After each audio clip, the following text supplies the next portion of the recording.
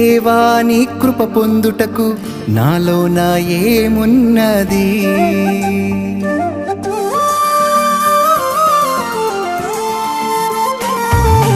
దేవాని కృప పొందుటకు నాలోన ఏమున్నది?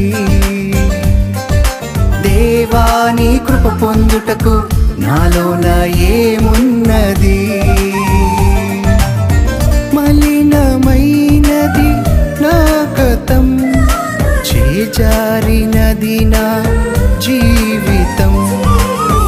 ఉదయించే నాలో నీ స్వరం, వికసించెనుగా నా హృదయం.